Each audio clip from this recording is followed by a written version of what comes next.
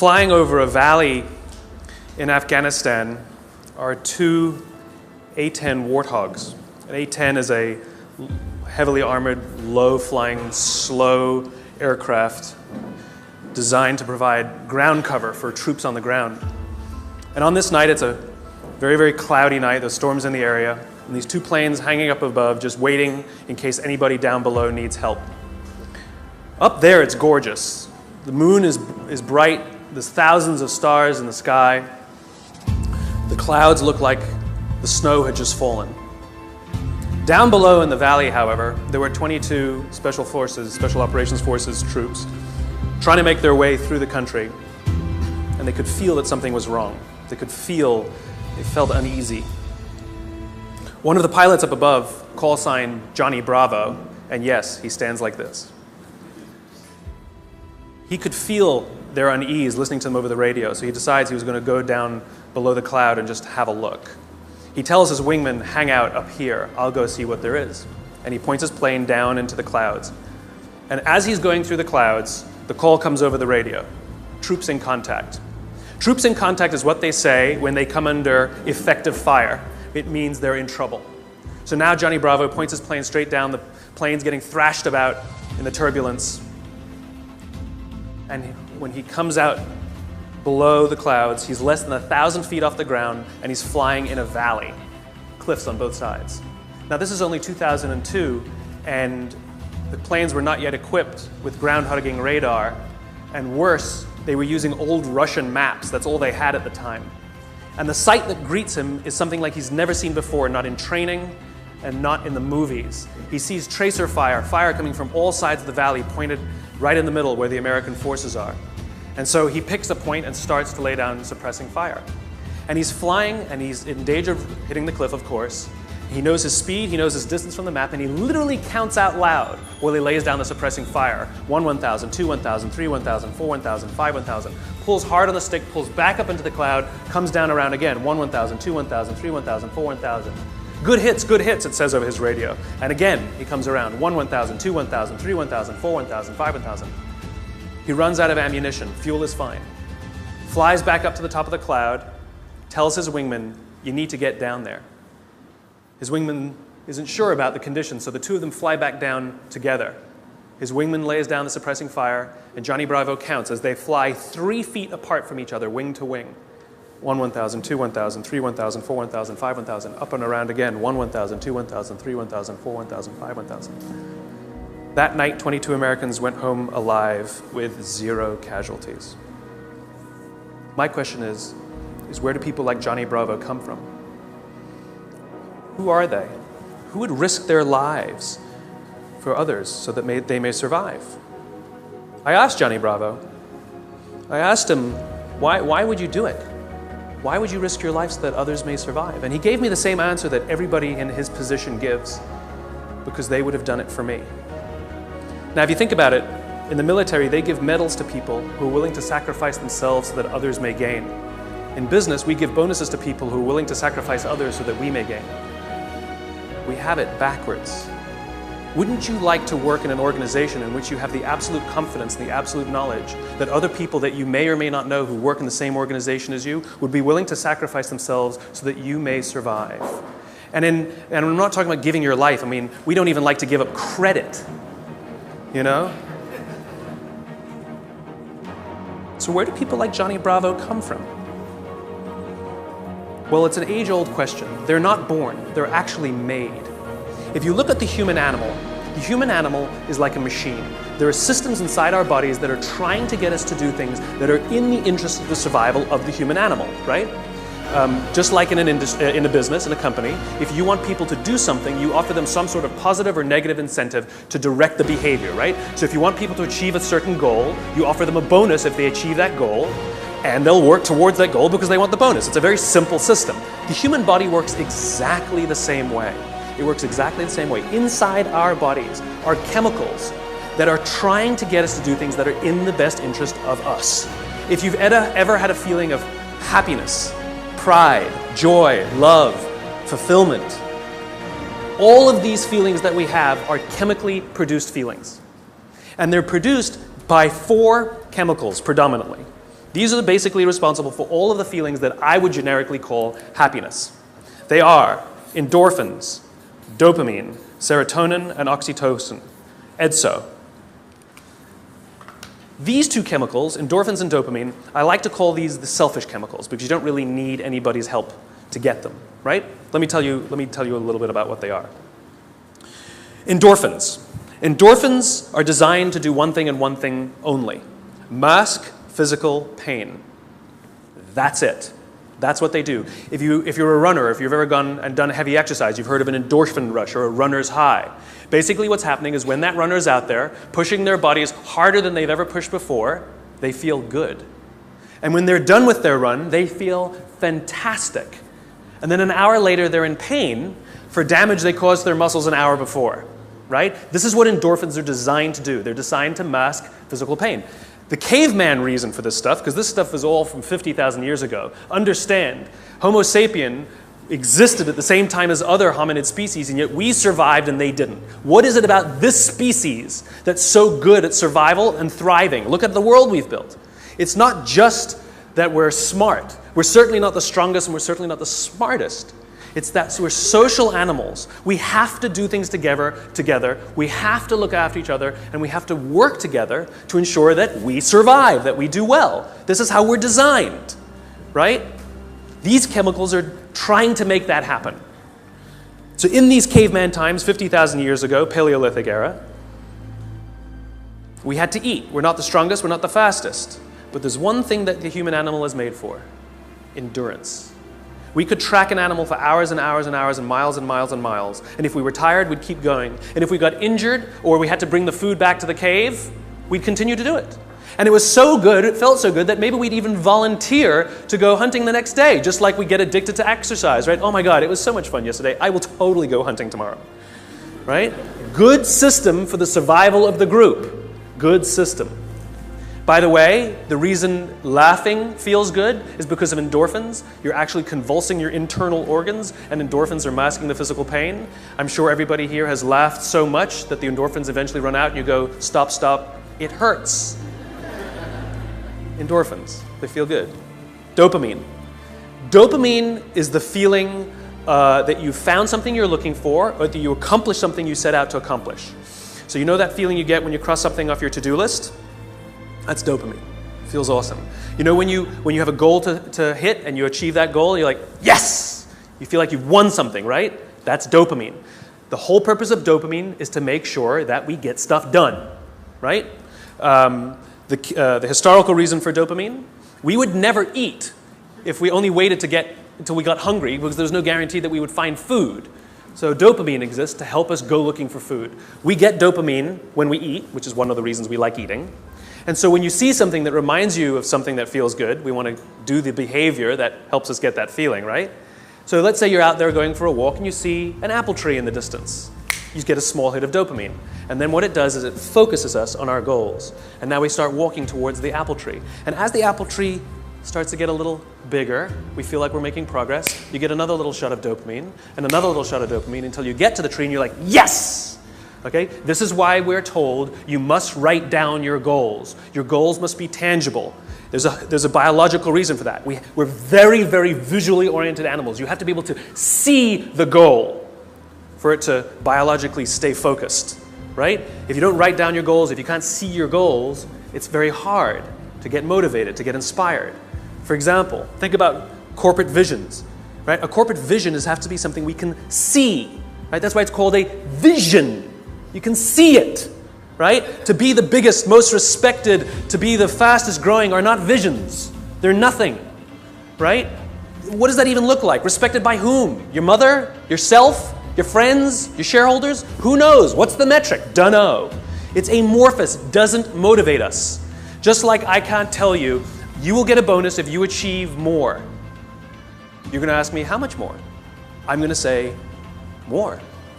Doesn't work. You need a tangible goal. You need a tangible goal, right? Here's a great vision. Martin Luther King, I have a dream that one day little black children and little white children will play on the playground together and hold hands together. We can imagine that. We can set our sights on that. And every time we achieve a goal and achieve a metric and achieve a milestone that makes us feel like we're making progress to the vision we can see, we keep going and going and going until we achieve something remarkable. You have to be able to see it. Dopamine. Like I said, dopamine is the feeling you get when you set out to find something you're looking for as well. Talked about the to-do list.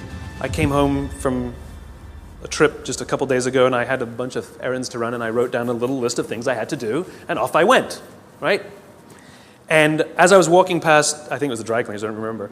I was walking past something, I remembered, I have to do that, and I hadn't written down on my to-do list. So I went in and finished what I needed to do, and then when I came out, I then wrote it on my to-do list and then crossed it out. Because I wanted the dopamine. Feels good. Dopamine comes with a warning. Dopamine is highly, highly, highly addictive. Here are some other things that release dopamine. Alcohol, nicotine, gambling, your cell phone. Oh, you think I'm joking? Okay, we've all been told that, if you wake up in the morning and you crave a drink, you might be an alcoholic. Well, if you wake up in the morning, the first thing you do is check your phone before you even get out of bed, you might be an addict. If you walk from room to room in your own apartment holding your telephone,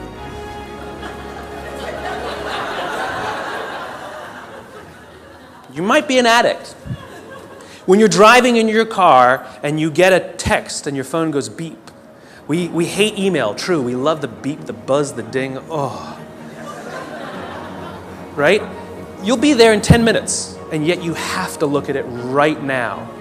You might be an addict. And even if you read it and it says, are you free for dinner next Thursday? And you have to reply immediately, you can't wait the 10 minutes. You might be an addict. And for all you Gen Ys out there who like to think that you're better at multitasking because you grew up with the technology, then why do you keep crashing your cars when you're texting? You're not better at multitasking, you're better at getting distracted.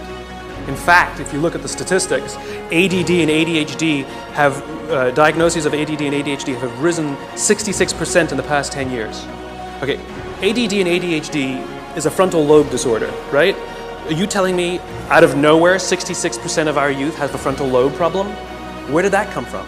No, it's a misdiagnosis, right? What are the symptoms of a dopamine addiction to technology? Distractibility, inability to get things done, easily distracted, shortness of attention. It's all the same thing, so we misdiagnose things.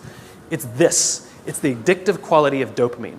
We can also get addicted to performance in our companies when all they do is give us numbers to hit, numbers to hit, numbers to hit, and a bonus you get, and a bonus you get, and a bonus you get. All they're doing is feeding us with dopamine, and we can't help ourselves. All we do is want more, more, more. It's no surprise that the banks destroyed the economy, because one of the things we know about dopamine addict is they will do anything to get another hit, sometimes at the sacrifice of their own resources and their relationships. Ask any alcoholic, gambling addict, or drug addict. Ask them how their relationships are doing and if they've squandered any of their resources. It's an addiction. Dopamine is dangerous if it is unbalanced. It is hugely helpful when in a comfortable and balanced system, but when unbalanced, it's dangerous and it's destructive. You don't need anybody's help to get these. Go for a run, achieve your goals, you'll get dopamine. You'll get endorphins. But you won't have any feeling of fulfillment or love or trust. That's where these come in. These are attempting to manage these. This is what makes our society great. This is where people like Johnny Bravo come from. It's because of these two chemicals that leaders really fulfill their great responsibility.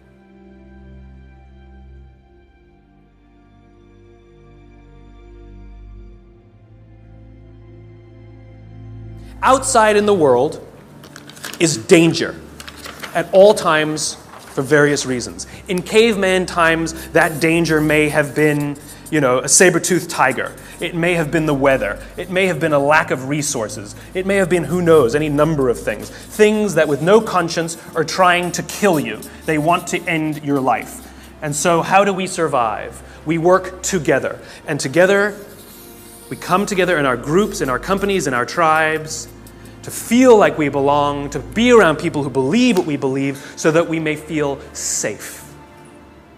When we're surrounded by people who have our best interests in mind and we feel safe, we will organize ourselves and cooperate to face the dangers externally. Don't forget, the outside dangers are a constant. In a modern world, the outside dangers may be your competition that's trying to put you out of business, or at least steal your business. It might be the ebbs and flows of the economy. It might be terrorism. All of these unknowns, all trying to put you out of business, take away your job, take away your livelihood, end it for you. Nothing personal.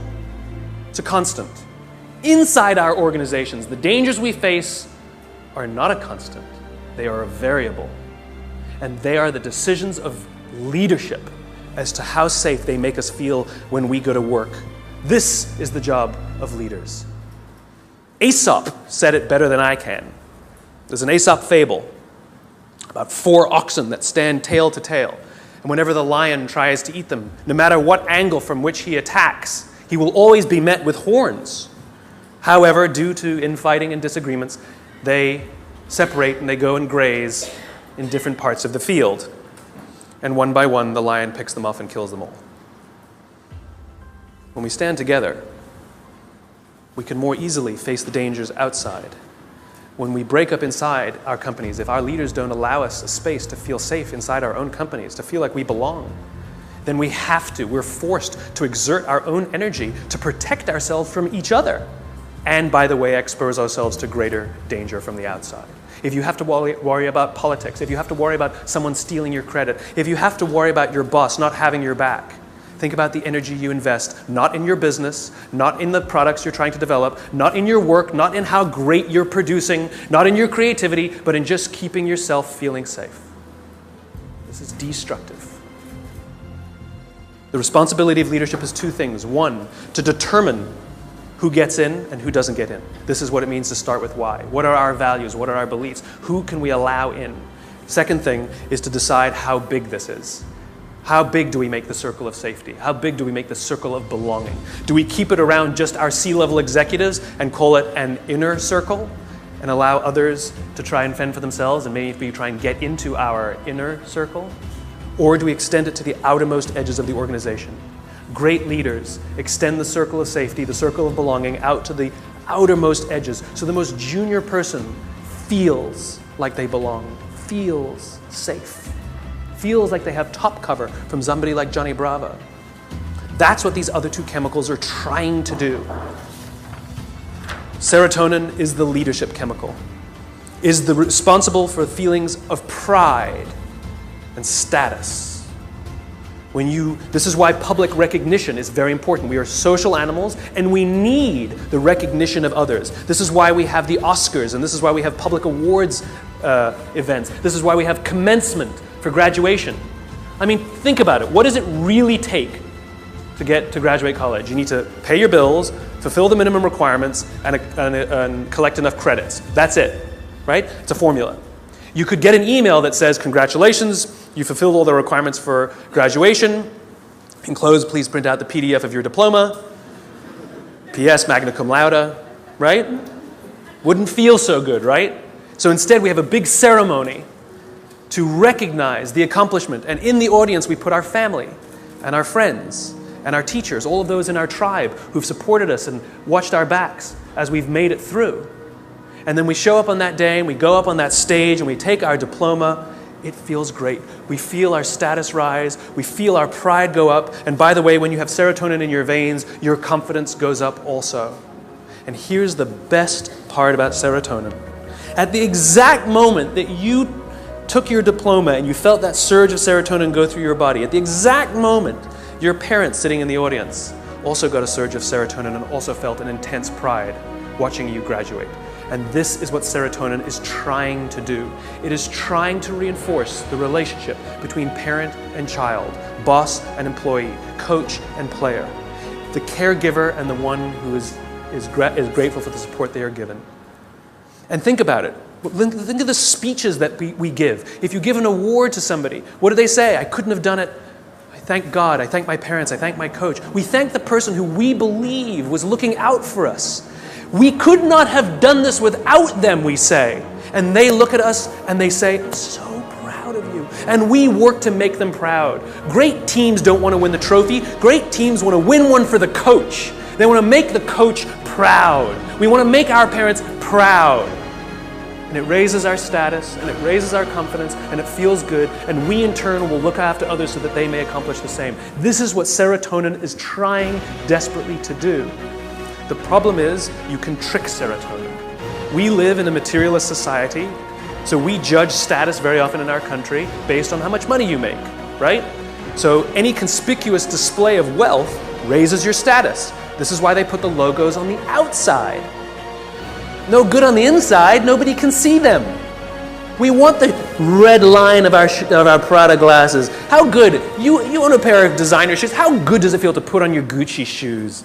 Oh my God, it feels so good. You walk out and you feel $1 million. You can actually feel your confidence rise when you put on the stuff, right? Because it's showing this display of status. It feels great. The problem is there was no real relationship that was reinforced because of it. You tricked the system. That's why we keep trying to accomplish things and accumulate more and more material goods, and yet we never feel successful because there was no relationship. We tricked it. We gamed it. Serotonin is the leadership chemical. The reason I call it the leadership chemical is a historical reason, a very simple historical reason. We had a very practical problem as our animal was developing, as the Homo sapien was developing. We lived in communities of about 100 and 150 people. And there's a very practical issue, which is if we're hungry and somebody brings back food and drop a carcass on the floor, we're all going to rush in to eat. And if you're lucky enough to be built like a linebacker, you will elbow your way to the front. And if you're the artistic one of the family, you get the elbow in the face. Not a good system to keep the whole tribe alive, and definitely not a good system for cooperation. Because remember, the value of group living means that if I trust you and you trust me, I can fall asleep at night and trust that you will alert me to danger. If I don't trust you, I can't go to sleep at night. It's the same in our companies. If we trust each other, we will turn our backs, we will take risks, we will innovate, we will do things that will change the course of our world. If I don't trust you, I can't do that. I can't do that. There's value in group living and group working. And so if you got an elbow in the face that afternoon, odds are very high that you're not going to wake the guy who punched you if danger's there. You're just not going to do it. Bad system. And so we evolved into hierarchical animals. We're constantly assessing and judging each other, constantly arranging ourselves. Who's the alpha? Who's the dominant? Who's the one who sort of is the more dominant personality or dominant talent in the room? In caveman times, it might have been physical muscle. In a creative industry, it might be talent. In the military, it might be courage. There's no standard by which we judge alphas. It's relative to the industries we're in.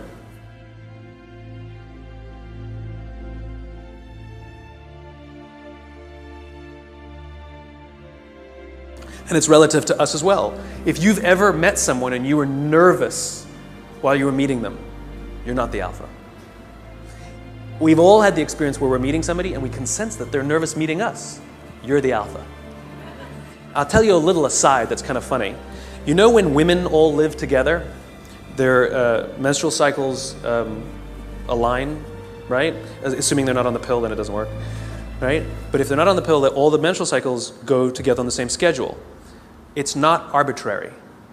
They always align with the alpha female's schedule. And the reason is because when a woman is in her menstrual cycle, she can't bear children. And so in evolutionary terms, you want the alpha male and the alpha female to do it so you can have alpha children, right? Nice, strong, strapping kids are going to survive. But if she's off the market, that produces competition. So Mother Nature has created a very clever way that when she's off the market, everyone's off the market.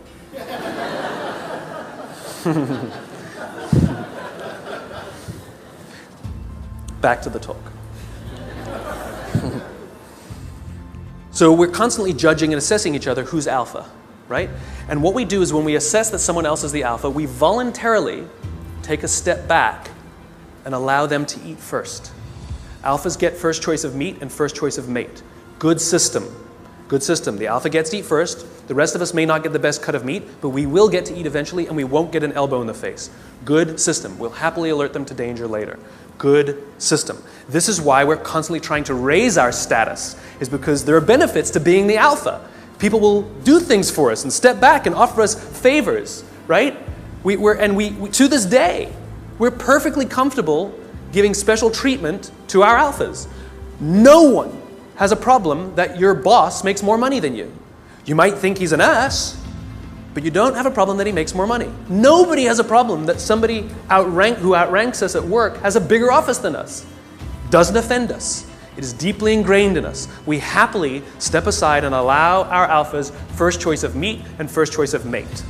It's good to be the king. There are advantages that come with being the alpha. You get special treatment. You get to eat first. People show you love and respect. It boosts the serotonin. You walk around like this. It boosts your confidence. It's awesome. But it comes at a cost. You see, the group is not stupid. We're not giving all of that stuff away for free. Leadership, alpha, comes at a cost.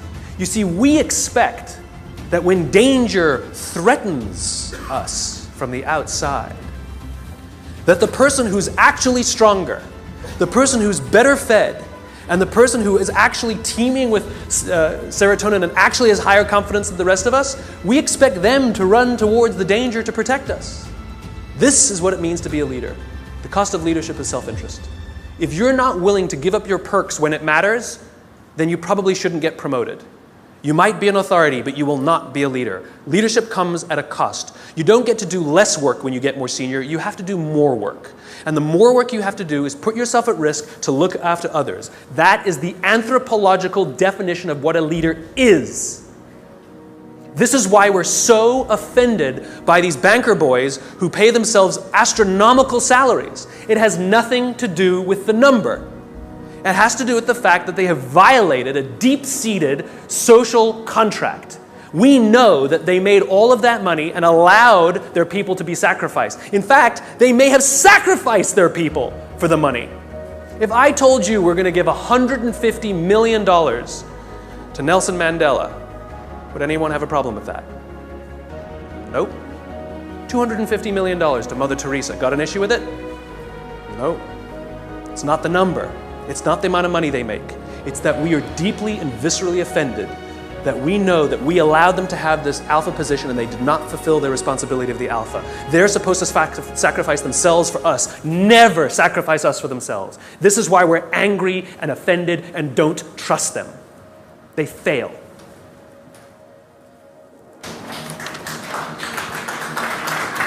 Oh, there's more. Oxytocin. This is the best chemical of all.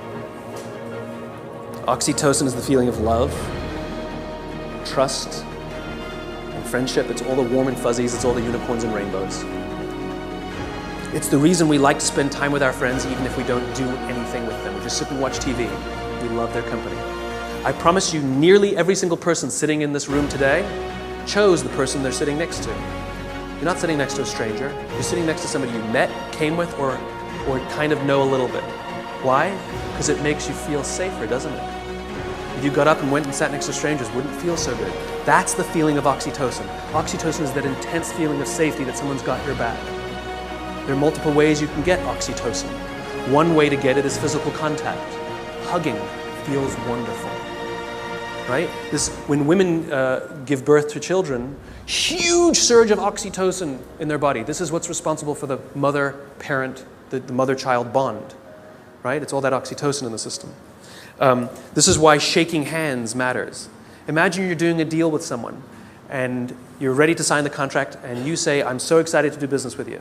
And they go, I don't need to shake, let's sign the contract, I'm also excited to do business with you. And you go, great, well let's shake on it then. They go, no, I agree to all the terms, let's get this deal done, I can't wait to work with you. You might get everything you want in the contract, but business, relationships are not rational. They're about feeling safe, they're about feeling we belong, it's human. And one of the ways we want to know that that relationship is solidified is with physical touch. Their simple refusal to touch you, to exchange that oxytocin, means one of two things will happen. You will either completely scuttle the deal or you will go into it nervous. Human bonds matter. Another way you can get oxytocin is through acts of human generosity. An act of human generosity is defined as giving of your time and energy and expecting nothing in return. Money doesn't work, sorry. If I told you that this morning I gave $1,000 to charity, what would you think of me? You'd be like, good for you. What, do you want a medal? But if I told you that last Saturday I gave up my day and I went and painted schools in the inner city, Then what would you think? You'd be like, nice, cool, I should do more, right? The value of my labor, much less than $1,000, could have hired many more people for $1,000 to go paint schools in the inner city. But you see, as human beings, we put a premium on time because it is an equal commodity and it is a non-redeemable commodity. You spend money, you make money. You spend time, you'll never get it back. Some of you are sitting in this room right now saying, I will never get this time back. I got nothing for you. So we put a premium on people who give us their time and energy. A leader who says to you, I'll pay for something for you, is not a leader. A leader who comes and sits down next to you and says, how can I help you, is a leader. I was talking to some oil executives, and they were trying to convince me that they really care about how fulfilled and how happy their employees are at work, to which I said, no, you don't. And they said, no, we do. And I said, no, you don't. And they said, yeah, we do. You see how this went. And I said, I bet you hired some high-priced consultancy to come and do a web survey about whether people like their jobs or not. And they said, well, we didn't hire a consultancy. I said, okay, so it's kind of like sending your son an email, right? Dear son, your mother and I care that you feel like a valuable part of this family. Please tell us candidly what we can do better so that you feel like you belong here because we really love you. Love, Dad. Or you go into his room, you sit on his bed, and you say, hey, son, your mom and I really care that you feel like a valuable member of this family. Please tell us candidly what we can do better because we want you to feel like you belong and we really love you. Same words, same intention, same desire.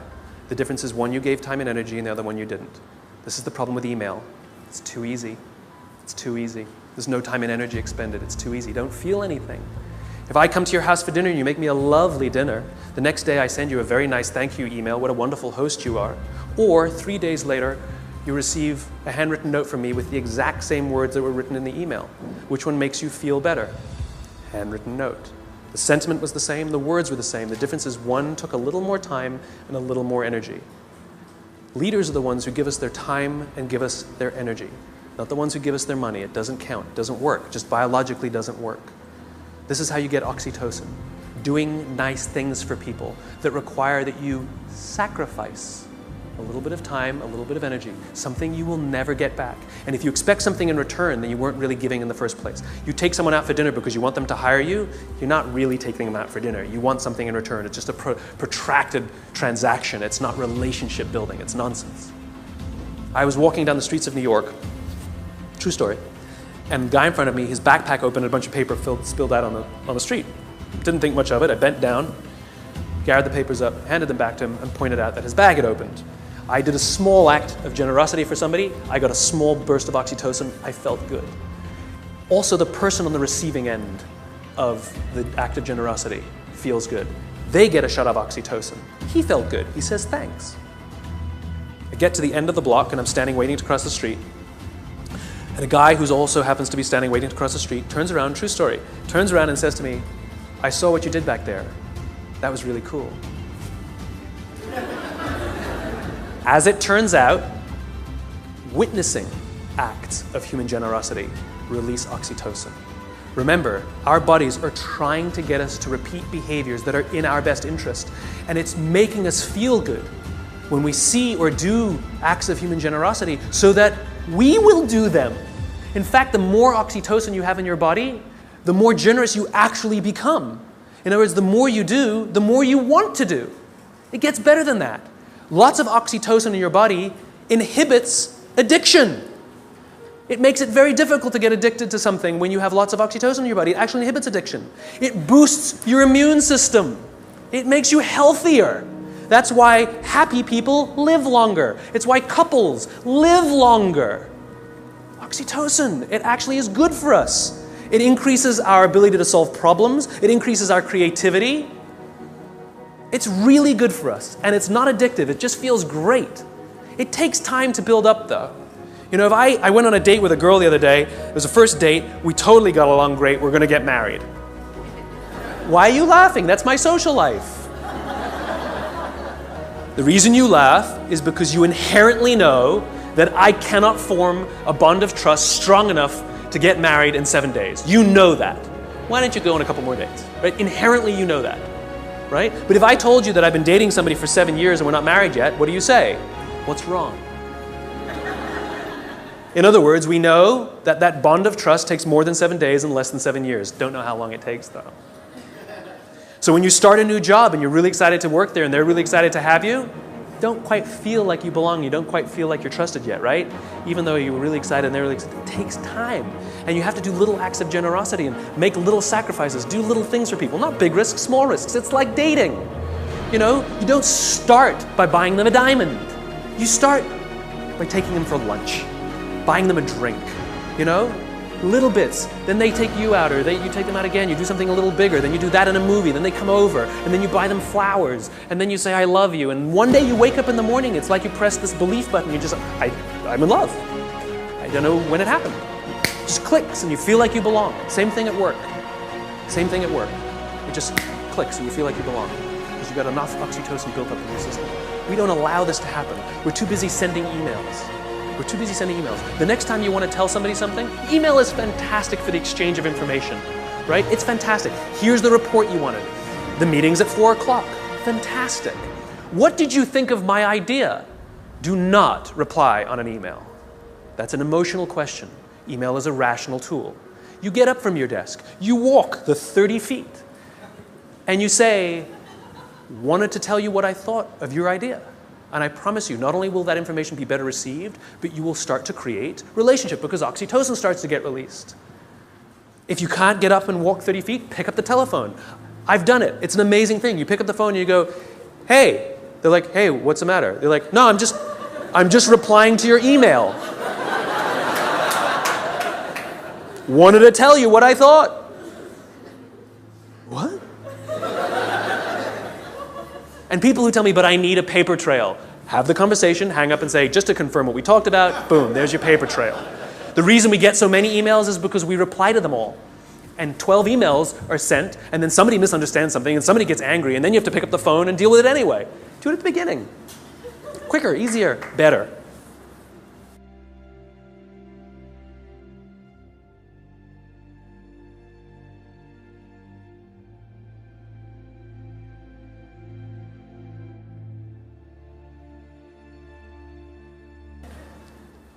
Give your time and give your energy.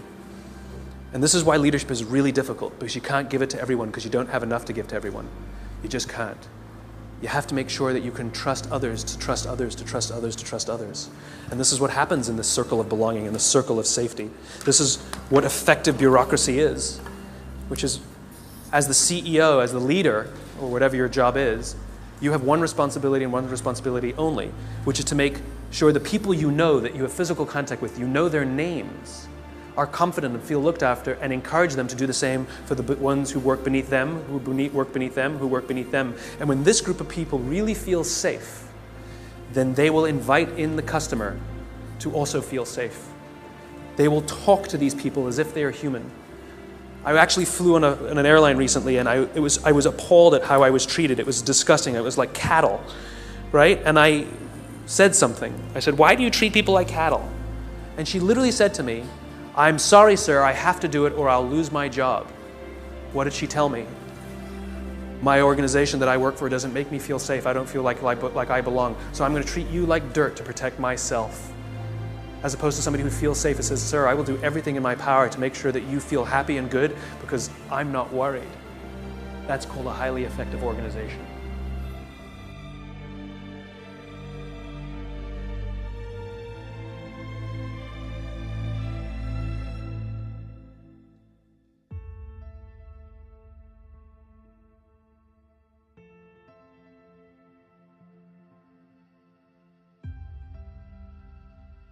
There's one more chemical I haven't told you about.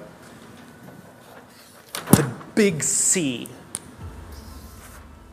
Cortisol. Cortisol is the feeling of stress and the feeling of anxiety. We share these chemicals with all the social mammals. And so when you see a herd of gazelle, you've all seen the documentary on Discovery or whatever, right? You see a herd of gazelle grazing. And one of them thinks they hear a rustle in the grass. And they go, the head, right? That's what cortisol does. Cortisol is designed to keep us alive. It is the first stage of fight or flight. It makes us paranoid. It makes all of our senses hyper-attuned to look for danger. It injects glucose into our muscles to make us stiff and ready to go in case we need to fight or flight. It increases our heart rate like crazy, right? And it makes us start looking. It makes us paranoid to find the danger. And the cool thing about cortisol when you work in a social environment is if other people sense that you're nervous, they get nervous. So all the other gazelle go, they didn't hear anything. They just saw Steve over there get really freaked out. And so they got all freaked out. And now they all start looking for the danger. Good system. And one of them who didn't even hear the initial rustle in the grass sees the lion, runs, they all run, they all live another day. Good system. So that when we go to work and somebody says, I think there's going to be layoffs, all of us are like, what do you mean? Wait, there's going to be, we're all paranoid now. We're all freaked. I shouldn't have talked in that meeting. We start to get crazy. We start to get paranoid. Our hearts start to race. That's what cortisol does. It's trying to keep us alive. You wake up in the middle of the night, you hear a bump in the middle of the night. What's the first thing you do? You wake the person next to you. And then what do? They go, And if there's nothing there, you go and trust your eyes, right? You go looking for it. We're visual animals, right? If there's nothing there, you go like this. Cortisol leaves our body, and we relax, and our heart rate goes back down.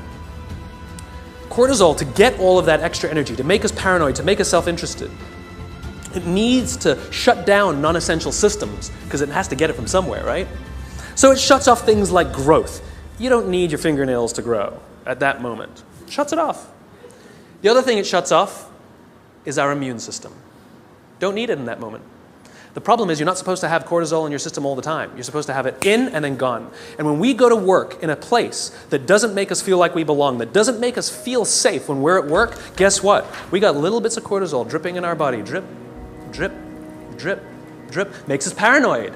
Drip. I know my boss hates me. I know he hates me. He hates all my ideas. I know it. Drip, drip. It makes us self-interested. One of the things cortisol does, it inhibits the release of oxytocin. Biologically, if you work in a high-stress environment where you don't feel safe, you are biologically less empathetic and less generous. We don't care about each other because we're too busy trying to protect ourselves. Drip, drip, drip. Our immune systems are now compromised. Drip, drip, drip. We live in a country with some of the best medical education in the world, some of the best medical systems in the world, some of the best doctors in the world, some of the best hospitals in the world, some of the best medicines in the world. Please explain to me why diabetes is on the rise, heart disease is on the rise, some cancers are on the rise. It ain't partially hydrogenated oils. Our jobs are killing us. And the people who are responsible are the leaders. And we also know that parents who come home stressed out, their kids learn that this is what work is. That work is something that makes you short-tempered and unhappy. And so they expect it as they grow older. Worse, we know that parents who come home upset and angry, it has such a negative impact on their children that there's some studies that show that they might actually become bullies because of their unhappy parents who hate their jobs and have excessive amounts of stress. Our companies are literally killing us. So what are you going to do about it? What are you going to do about it? Leadership is not a rank. Leadership is not a position. Leadership is a decision. Leadership is a choice. It has nothing to do with your position in the organization. If you decide to look after the person to the left of you and look after the person to the right of you, you have become a leader. You've seen the movie 300, right? The Spartans, the greatest fighting force of all time. You want to know one of the things that made the Spartans great? Wasn't their muscles, wasn't their spears. It was their shields. They stood shield to shield, and the phalanx was strong because those shields were big. And they were told when they were young children, you either bring your shield home or you come home on your shield. The punishment for losing your shield was tremendous in battle. Because if you lost your shield, that means you cannot protect the person to the left of you and the person to the right of you, and you have destroyed the phalanx. It's the shield that matters, not the spear. Not the spear. It's your willingness to sacrifice yourself, not your life, maybe your credit, maybe your little time, maybe a little energy, Maybe maybe getting up from your desk and talking to somebody for 30 minutes instead of sending a 3-minute email. It's your willingness to sacrifice for someone, to hold that shield up so that they feel safe, that makes you a leader. And you want to know how you beat a dopamine addiction? If you're worried that you're addicted to performance and all those dopamine things, Alcoholics Anonymous has been highly effective for decades, 80-something years. We all know the first step of the 12 steps. We joke about it, right? Admit you have a problem. Do you know the 12th step? Don't say, it's supposed to be anonymous. I'll tell you what the 12th step is. Alcoholics Anonymous knows that if you master all 11 steps but not the 12th, you will drink again. If you master the 12th step, you will beat the disease. What's the 12th step? The 12th step is the commitment to help another alcoholic. Service. Service to another. Oxytocin wins. Serotonin wins. The more we look after each other, the safer we feel, the more we feel like we belong, and the more we will work together to confront the dangers outside. Do this for others, and others will become Johnny Bravo.